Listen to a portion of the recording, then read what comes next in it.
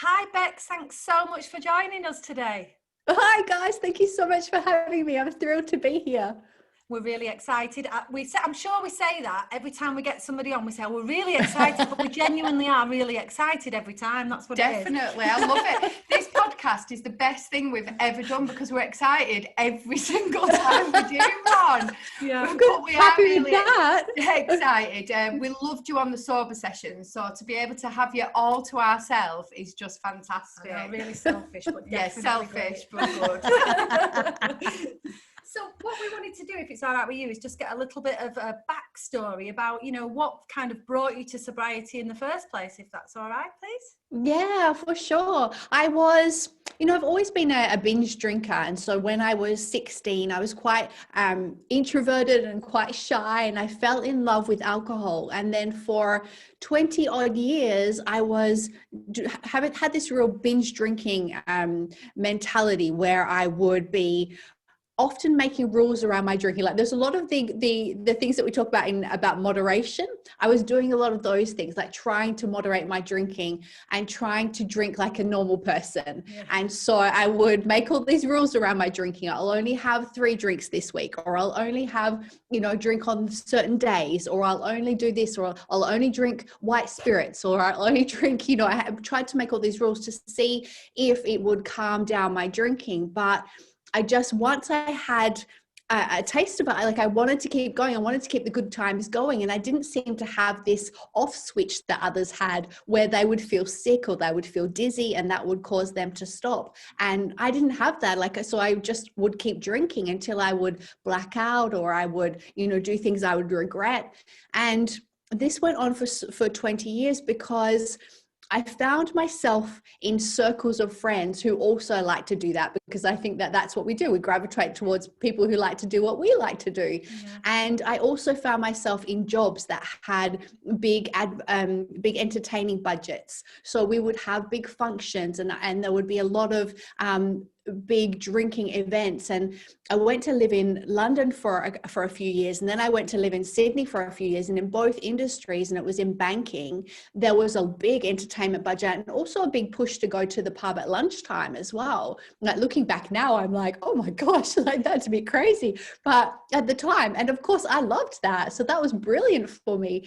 And when I came to live back in my hometown of Perth, I had started to, I was just turning 30, and I had started to think, okay, it's time to slow this train down. It's time to give this drinking thing a bit of a break and act like a more mature woman. But I got to Perth and so I told my recruitment agent, okay, I don't want to work in banking anymore, because to me, I thought, it's the banking industry that's causing me to drink more, right? It's not me, it's my circumstances. So if I change the circumstances, then hey presto, I won't have this drinking problem. So they placed me in oil and gas, so like an energy companies, which also had massive entertaining budgets. Yeah. So I was a little bit worried at first, but then I thought, well, you just got to go with it, don't you? And so I made all these other friends who were out, big drinkers. And I got to the point where I was starting to be like, I was in that job for 7 years, and I was starting to think, okay, maybe I need to just start eating better. And, I think sometimes you start to think you bargain with yourself. Like if I eat well and then I'm sort of healthy in my diet, then the binge drinking is evened out, sort of like balancing that out. And I started on this kind of health journey when it came to my food. And I started a little recipe blog, like a little health blog. And that led me to enrolling to study to become a health coach. And I was still in the corporate world. At the time, I thought, I'll just learn a bit more about health and wellness that I can share with people who are reading my blog. And I was so surprised that people were following along this little recipe blog. And I started to study to become a health coach, just thinking that that's what I would be doing. Yeah. But the more I learned about this health stuff, the more intrigued I was, and the more surprised I was about what I was learning. And I decided what I'll do is I'll leave the corporate world and I will become a health coach. And then, of course, the binge drinking will fall away, because I won't have stressful month ends, and I won't have bosses and deadlines, and I won't have all these events to go to. And of course, since I'm a health coach, I'll be getting up every morning and I'll be drinking green juice and I'll be doing yoga and I'll be living the total clean lifestyle. And I was shocked when I left the corporate world and I started this business that I found myself drinking more, and I found myself drinking more on the couch, like couch drinking. Yeah. Because I didn't have time or energy or the money to go out partying anymore. But I was also doing all of these scary new things, like running a business for the first time. There were so many things that I had no idea went into it. I thought I would just be helping people with their eating. I didn't know I'd have to do legal and accounting and, you know, all these other things that go into running a business. So I felt so out of my depth. So it was so confronting. And I was like, oh my goodness, like, what am I even doing? And every time I had something scary to do, I'll be like, well, I better just have a drink and I'll think about that tomorrow. And I would just sort of, you know, keep this pattern going. And I was about 6 months into this journey of working for myself that I was in a coaching session with one of my beautiful clients in Skype, and we were looking into each other's eyes. And she said, you know, sometimes when I feel lonely, I find myself drinking more. And I said, well, that's okay. And I was just horrified the minute I said it, because I thought, what am I doing? It's not okay. It's not okay. It was just one of those moments where you're looking into a mirror and you're like, I can see clearly for the first time that it's not okay for me. It's not okay for her. It's not okay for anyone. We need to deal with these things. And I was in a fairly new relationship as well. My love and I just moved in together. So he was never a drinker. He has always thought drinking was boring and pointless. And so how we ended up together, I still can't quite fathom to this moment. He loves you, that's why. Yes, exactly. Like, we were just so different. And we were, of course, having a lot of conflict around it. And at the time I was thinking, like, before this moment with this client as well, I was thinking, well, gosh, if you don't want me to drink, then maybe you should be with someone else. Like, maybe I should be with someone else. Like, God, I should be with someone that lets me do what I want to do and doesn't sort of, doesn't hold a mirror up to me. And that point where I could see clearly for the first time, I also then looked at him and our relationship. And I was like, this is everything I've ever wanted in this relationship. And I'm choosing alcohol over a love I've always wanted, over this business that I want to pour my heart and soul into of helping others. And I realized then that I could spend the rest of my life running. I could move from location to location and job to job and relationship to relationship. And I would always be right there with myself doing the same old thing. And it just sort of came to this crux where I was like, enough is enough. I've just got to try something different. I've been trying to control this drinking for 20 years and all the heartache and all the tears it's caused me. And what I haven't tried is just embarking on a little sobriety test. And I didn't even know then that people did that kind of thing. Like, I knew they did Dry July, but I knew that they bought out passes, passes that their friends chipped in to give them a day off or whatever. So I thought, it's crazy, right? So I thought, who does 30 days? Like, I'd never even imagined that. And I came across these sobriety blogs, which blew my mind, these women writing about their sobriety journeys, because I had my own food blog. I can't believe I was so shocked, but I didn't even know they existed. And they talked about going alcohol free. And one of them in particular, and this was Belle from Tired of Thinking About Drinking, she talked about a 100-day experiment. And I was like, oh my gosh, 100 days. It felt like scary, but kind of achievable as well. Like, it's not forever. Like, let's just try this little experiment, much like your namesake, of see what happens and see what it's like. And I thought, okay, if I can do this, then maybe I will learn how to drink like a normal person. But I also thought I would maybe learn something about myself. So I approached it that way, of sort of like, let's see where this journey takes me. It's like very much like what Lisa tells about when she was in health and wellness. Yeah. And just didn't feel that the values that you were kind of preaching weren't aligning with what you were doing. Yeah, it took ages as well. I used to run, we call it like a Slimming World group over here. So I had like a Saturday morning group. And I absolutely loved it. And like, we'd have a group of people and we'd all talk about health and nutrition and how they could lose weight and just live happier, really. It wasn't all about weight loss.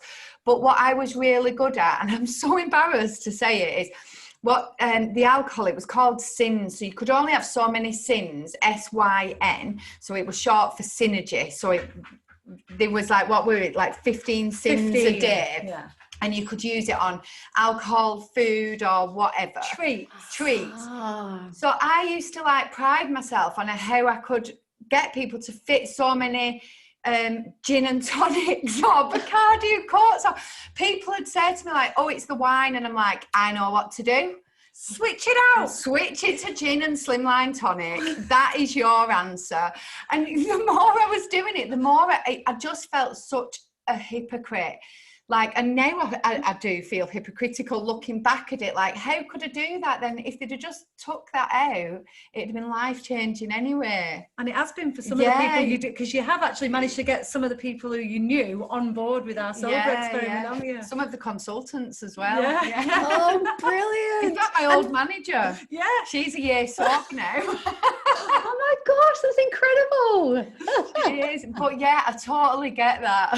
Yeah, and I think it's very similar, although, you know, different as well. I was a teacher and I'm going in and I'm teaching these young, impressionable kids of, you know, 16 to 18. And I'm hungover and I'm saying things like, oh, can't wait till Friday, just because culture allows it and it's so normalized. And they're going, oh, what are you doing on Friday, miss? And I'm like, oh, you know, wine o'clock. And, you know, like just so normal. And that I look back and I think, I've just been part of society's problem. These people think that Friday is wine time because of me. Mm-hmm. It's partly because of me. Maybe not all because of me. Probably. Yeah. Right, and it's sort of like we don't realize that we're caught up in that society normal, that mentality, until someday that we wake up and we finally see it. It just, it actually, for me, I think it was a long process of unseeing it. Like once you stop drinking, you start to notice all those things, right? Oh, every second post on Facebook is about, I can't survive my life without drinking. And it's, you don't realize it, or actually I probably embraced it and I probably wanted that. And I definitely shared that when I was drinking, because I wanted to normalize the level that I was drinking at. Yeah, and you kind of see that a lot more now following lockdown. And I guess that's very similar to you coming out of the corporate world and into working at home. When you haven't got like a fixed schedule, it actually can make your drinking even less manageable, because you work and home blends into one. Yes. And I know in your book at the beginning, you described that kind of conflict. In your first right. All those routines are out the window. There's no clocks or times or deadlines or bosses or exactly like I think we all have seen that firsthand this year, when during quarantines and lockdowns and things like that, how much that changes things. And I think for many people as well, they start to see that they may that there may be an issue there with their drinking, that they might have been able to think, oh, I just drink, you know, after this time or so on. But then when things are thrown into chaos, suddenly you're like, oh, okay. I mean, I certainly am seeing a lot more women coming forward to me who are like, oh, now I find I'm drinking every day, or now I find I'm drinking from, 11 a.m. And so it's definitely that snowball effect where you start to see things in a new light. I think when you're in it as well, when you are doing that, and the three of us were, you don't always recognize there's a problem until it's happened. Like you don't see it increasing, you don't see it taking hold of you. That's the very crux of addiction though, isn't it? You don't see the danger until it's too late. And we're doing a lot of talks around that at the moment, aren't we? What I want to ask you, Bex, is at the beginning of your sober journey, and I already know the answer to this because I've seen it in your book, but at the beginning of your sober journey, you didn't always find it easy. No. You had a few challenges. Can you kind of share any of those challenges with us? Yes. I swear, because especially when I read back my first book, A Happy Hour, when I read that back, especially the draft manuscript, I was like, God, I cried a lot. Like, yeah, that's basically what I was saying. Yep. I cried more in that time than I had in my entire life. But also I grew more. Like, looking back, I'm like, oh my gosh, that personal growth. And I think I call that now the growing pains, because when we are going through it, we're changing so quickly and so rapidly, and we are learning to deal with these emotions. And I think that was the hardest thing, is that I was suddenly faced with all of these emotions that I had never had to deal with before. One example is I never thought I was an angry person. I didn't think I got angry. I thought I was always cheerful and happy and stuff like this, or felt resentful. And when I stopped drinking, all of a sudden, wow, look out, It was like, don't cross me. I just was learning all these things about myself, and it was flipping exhausting. Like, it was so exhausting, because one minute I was like, oh my gosh, look at me, I'm an adventurer, I'm a pioneer, I'm not drinking, this is amazing, I feel so good. And then the next day, or even the next minute, I would be like, oh my gosh, like, just end it now.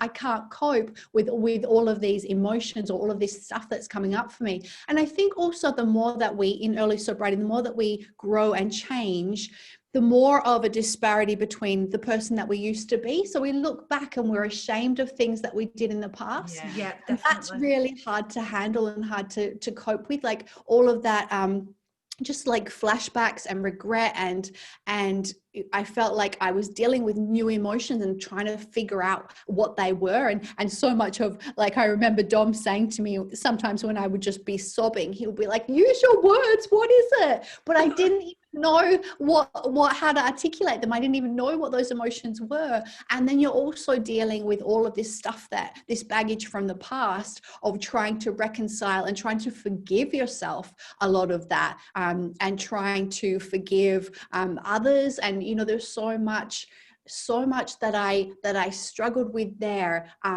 in those early months, but that I wouldn't change for the world. And I wanted to keep going, because each month that I got to, I still was like, this is still better than drinking. This is still better than the hangover, the shame, the regret. I was in, I would maybe not cry when I was drinking, but I would then shove those emotions down, and I would act in ways that I wasn't proud of. And I would say things and be immature in relationships. And, there were so many things. So even though I was going on this emotional roller coaster, I was still like, no, this is still better. I still need to find out what happens if I do another month.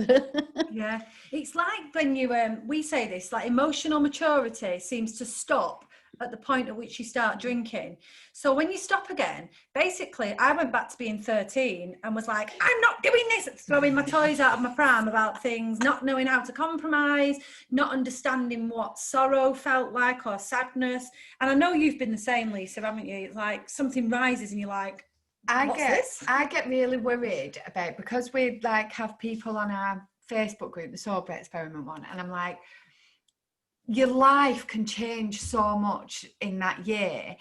But it's like you said, it's not easy. Like, my life completely turned, flipped, spun, everything. But I would sit there and go, but it's still better than drinking. And it's like you find the strength, isn't it, to deal with them emotions. It's just, and you get scared of telling people how much their life's going to change in the group. That's what it is. I'm scared of telling people that their life's going to change. That's what it is. And they might not like it, but they will. It's really difficult to articulate. It's so true, right? Because I thought I loved my life. I had a huge group of friends. I was doing all these things. I thought it was great, except for all the struggle behind closed doors. But I thought on the surface level, I didn't want things to change. I wanted to keep the same friends. I wanted to do the same things. Yeah. But I didn't know what I didn't know. And now I'm like, oh, bless, you thought you were living a good life then. You had no idea what was on the other side. And that's what's scary when somebody comes to you in their in their first week and says, well, I'm not going to know how to socialize, or I'm not going to know what to do. Everybody I know drinks. And we want to say, you're not even going to be friends with those people in 12 months. You're not going to want to know them. You're not going to want to go out, and you can't, because I'm thinking back to me, and if somebody had told me that all my old friends, family, outings, all of that was no longer going to be. I wouldn't have got sober because I thought I liked it. Yeah. Yes, exactly. We do, right? We sort of like, we convince ourselves that, no, this is the life I want, not knowing that there is a better one. And I think that's the thing as well, like we're scared because you don't know what if there's a payoff. Like there's so much fear because there's uncertainty of like, but will it be better? Can you guarantee me it will be better? That kind of thing, you know, you're so like scared to, and for so long I was so scared to let go of one part of my life and to step into the new one, because I wasn't sure what the new one could look like. So it was very scary to change. So I totally get that. We'd be millionaires if we could bottle the feeling that sobriety brings. That's what we need to do. Figure out how to bottle sobriety. Definitely. Yes. So at the weekend, me and some friends from Be Sober went and climbed Mount Snowdon. And it was really funny. What we did is me and Susie were laughing actually. As we were getting up, at one point we was like, I hate this, I hate rocks, I can't breathe, this is awful. And then 2 minutes after we were like, oh my God, we are smashing it. This is amazing, look at that view, it's beautiful. Then we'd get round the corner and I'd be like, oh, rocks. Yeah, and it was so weird, but what you were just saying then is it literally is like climbing a mountain, but the top is just so worth it, but you don't, I know where that came from. But it is, isn't it? Like when you get there, you don't know what to expect. To be fair, when I got there, they wanted a view, but it was still amazing. It was really- And so much of that, right? Because you get there and you want that external thing, you want that view, and you're like, that's what I'm doing it for. But then you discover that so much of that journey was about how you changed, what you learned about yourself. Like when you get to the top, it's not just the view that makes you feel good, right? You're like, heck yeah, I climbed a flipping mountain. Yeah. You feel so good in yourself.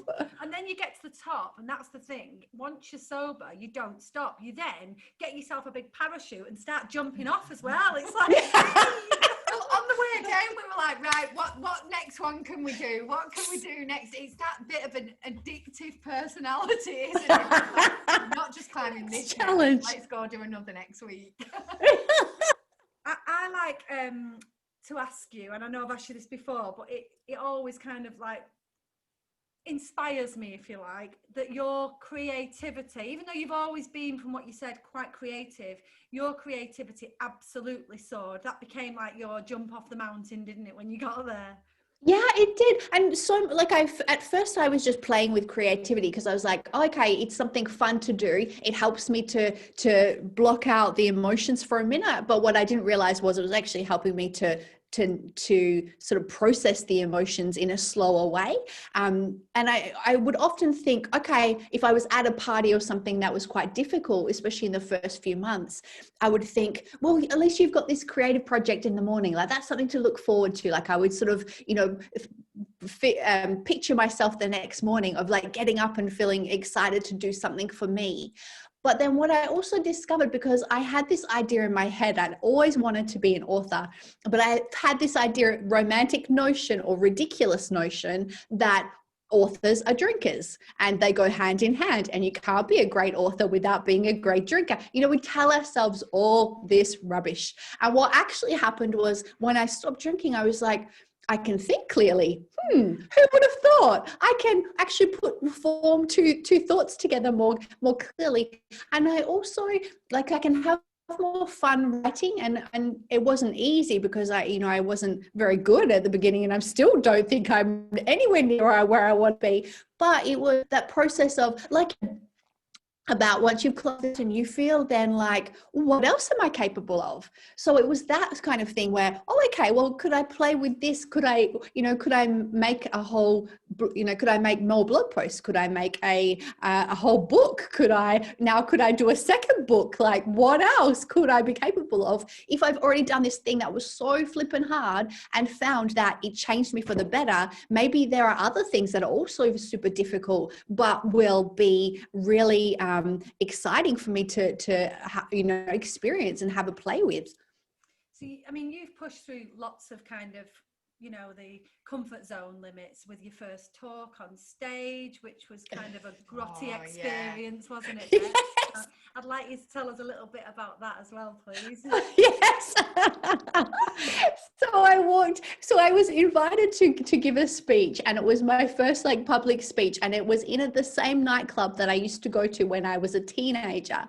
And so this was so bizarre to me because it was the couple that were organizing it. They were like a punk rock couple. And so this is why I guess they hired this nightclub to host this. It was a vegan festival, like a wellness festival on a sunny Sunday afternoon. It's such a beautiful day. And we're walking, my love came with me to sort of like help with the tech stuff.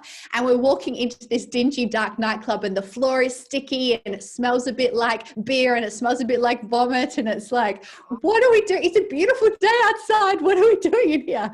And we walked past, and as we walked from the first stage to around to where the second stage was, where I was going to be, I walked past the bathrooms and I just clocked them. And I remembered that once when I was 19 and I was there and I was drinking with my friends, and it was ladies' night, so they had blue cocktails, as many as you could drink.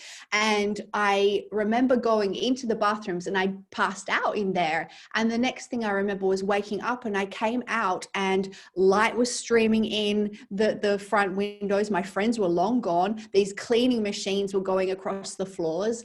And I just felt like, oh, what am I doing? And I had to do that walk of shame home. And yes, right.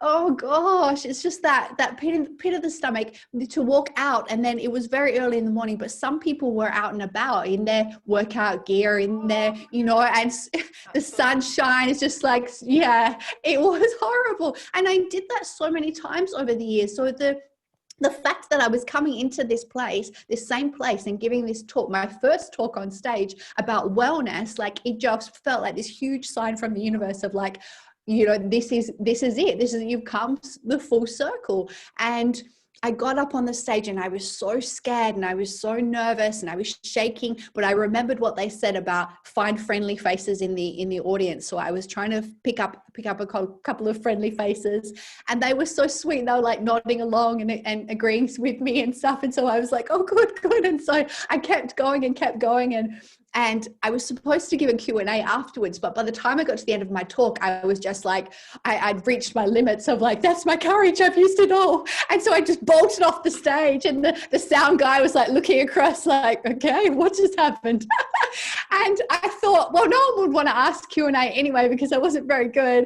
And then all these people came up and they were asking all these questions about drinking, because I'd spoken about my drinking journey for the first time. And so many of them came up and bravely asked questions about that, and about, if some of them would start with, oh, you said I should drink more water, and then they would start talking about the drinking and stuff. And so then I started to realize, okay, well, also I guess I always thought I had this thing about perfection, that it had to be perfect. So it was a big lesson there of not only how far I'd come, but also that letting go of perfectionism, because those people that I connected with that day and hopefully helped in some way, they weren't there to see something perfect. They were just there for the authenticity. And that was something I'd always struggled with, is that true connection with others. I always had this wall up. I always had this fear of real authenticity and intimacy. So my walls slowly started to come down there, but it was just such a weird experience in that same place where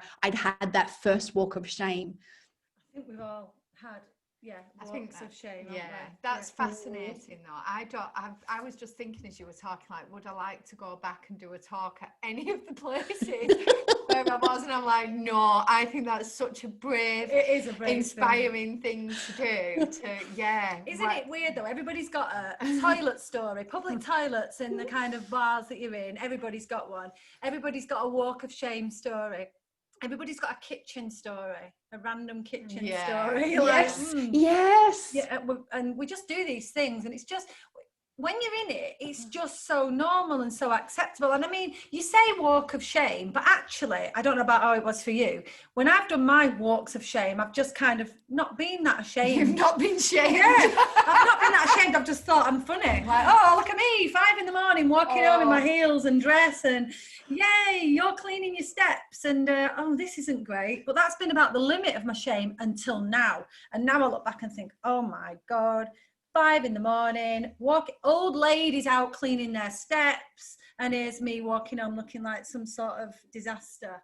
You were never really, see, I was always a guilty drinker. It was like when I used to eat meat, I was always so conscious that I was doing it. I was a guilty meat eater. You've been a guilty everything. It was easier to drink. That is true. I'm working on that. Yeah, I know. No, I've not been guilty. I've just thought, I've kind of celebrated my story. Yeah, you have. You know how I know this is, you know, your videos and pictures, the awful ones that you delete the night after.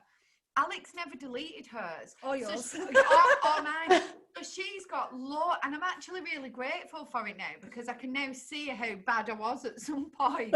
Whereas if it was up to me, there was I would wake up in the morning and be like, that's awful, delete, never want to see them again. Where Alex would celebrate hers and be like, look what an idiot I was, ha ha ha. But now I'm ashamed. Now when I look back, and you know, like these things I regret in my life now. There's a whole year I regret, actually, one entire year at 30 to 31 when living in Cyprus. But I don't regret the outcome of the year. So it keeps me okay. I regret the way I dealt with my life in that year, the behaviours that I was exhibiting during that year. And I think for me, that's what kept me kind of detached from it. So I might regret the behaviours, but that's what I saw them as, their behaviours, but this is the real me. So maybe I always knew I was kind of destined to be something else. Yeah. That's what I'm going to do. That's so interesting, isn't it? And yeah, I was sort of the way of the feeling guilty and feeling ashamed like all the time. But yeah, I would say that that's probably a pattern in my life as well, that I always have had that. But also I think it was brought to, I think when I was in my 20s, I thought it was funny. But then when I was in my 30s, and especially when a lot of colleagues would make snide remarks. And so then I would feel like, oh, okay. And I couldn't quite connect it either. And that was something that I was just talking to my love about recently. I said to him, you know, I could not see the pattern that I kept perpetuating either in my romantic relationships, where at first everything would be wonderful. And then they would start like, and I didn't know what it was, but now I can see it was that they weren't respecting me anymore. So they were sort of treating me different. And so then I was like, well, I'm not going to stay with you if you're going to treat me like that. So I'm out of here. But what I didn't see was what I was bringing to the party and why they were not respecting me, because they could see I wasn't respecting myself. So it was very difficult. And of course I acted like such a banana whenever we would go anywhere and totally embarrassed them. I love that you can't say we keep smiling, every time you say my love, and I'm like, oh, I just feel you love when you say it. I've not really heard that term before. You say it a lot, my love, don't you? I do. I suppose because we only just got married 2 years ago, but before that we were living together for so long, and I was doing all my videos and saying my partner, it just felt like I always felt like a cop, and I had a partner that was my other cop, and so I was and my partner in the force, and so I started saying my love then, so I've just continued. I love it. It just gives you, like, every time you say it, I think, oh, it's lovely. It is lovely. It makes you feel all warm and fuzzy inside. Can you tell us a little bit about the story with the artwork on your book? Because I just love how that came about with you holding the balloon. Oh yeah.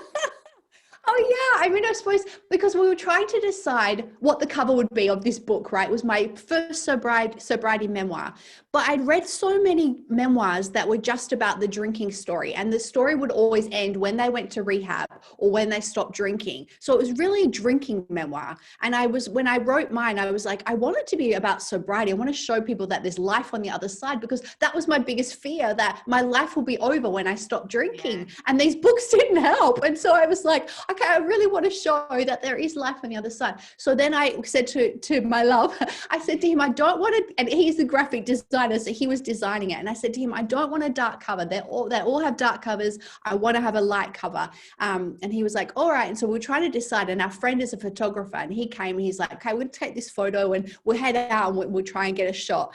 And my love had decided that we'll take these balloons, and it was this day, and it was blowing a gale, and you know, the best laid intentions, right? We'll go to this place and it's really nice and sheltered, and the wind was blowing and the balloons were bopping me in the head, and my dress was blowing up and my hair was in my face, and it was like, I don't know, what are we going to do here? I don't know if we're going to get this shot.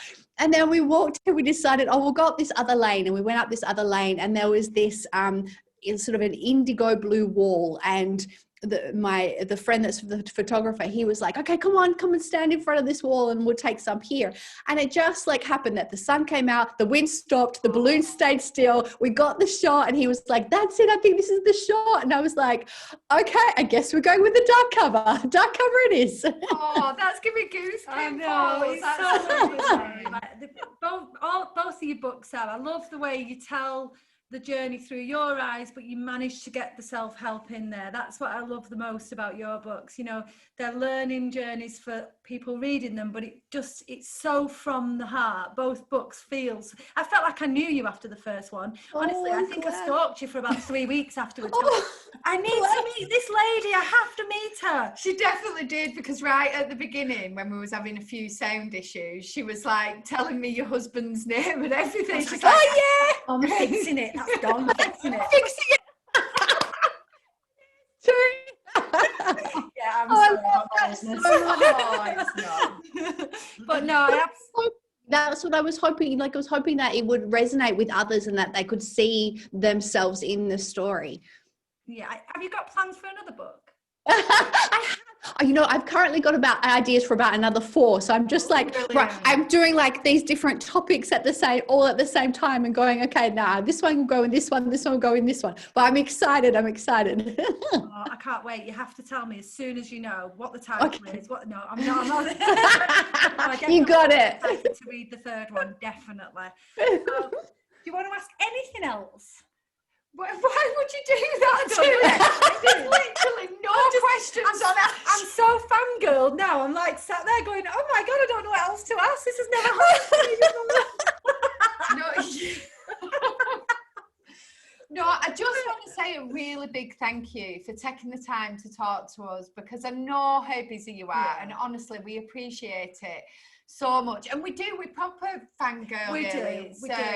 Every time we do a podcast, I'm so blown away by people taking the time to talk to us. So yeah, thank you. And I think the other thing is as well, we both read different, we both got really different kind of tastes in what helps us, haven't we? Yeah, definitely. So like between us, we get these guests on, yourself included, and we're like, oh, this is going to be brilliant. This is going to be amazing. This is going to be, we're like 2 little children between us.